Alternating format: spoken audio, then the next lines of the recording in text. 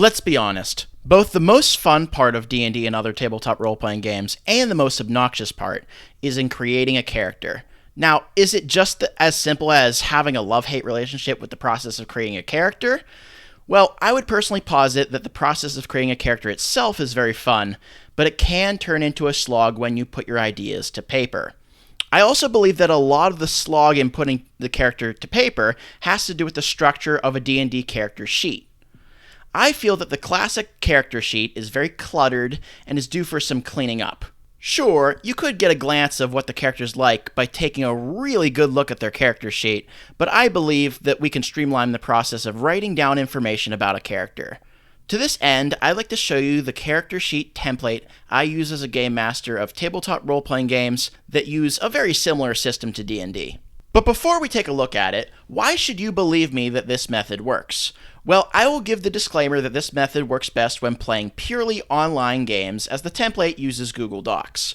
A lot of the heavy lifting for the problems this template will solve are related to the fact that you can always add blank space before or after any line.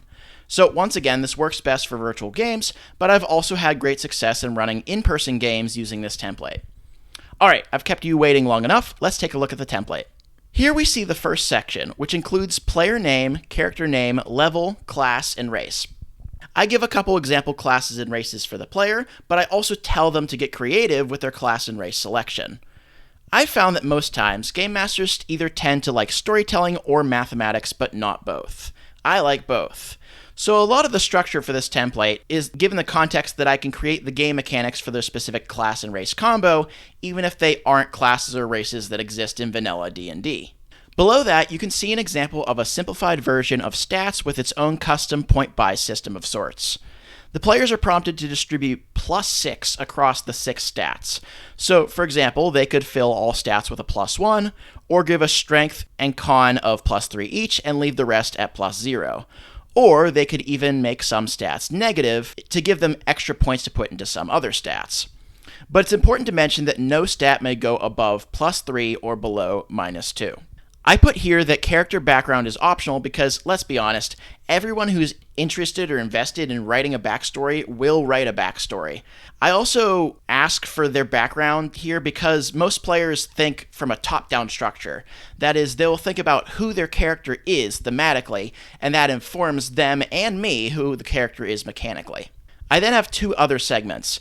One that's a list of things that the GM will handle, as they're purely mechanical and based off of their other decisions that the player has already made.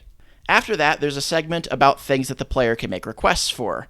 This is fantastic, by the way, because having a section where players can make requests instantly functions like its very own session zero. The player understands that they can make things up or improvise, and they also understand that I can say no to some requests. In my experience, players usually care more about what a weapon or item does thematically rather than numerically what it does. This is perfect for me, as someone who loves math, to begin balancing after they give the item's ability or description. And that's it. Yep, that's everything. There will be more to add, of course. I think my current campaign that's been ongoing for 7 years so far has characters in which the shortest character sheet is now at least 20 pages. But that comes later. Start with the idea, play the game for a little bit, and once the characters and the players know what they're doing, begin adding to it. And that's my guided tour of my custom character sheet template. I hope this helped you with improving your games, and I hope you have a great day. Bye.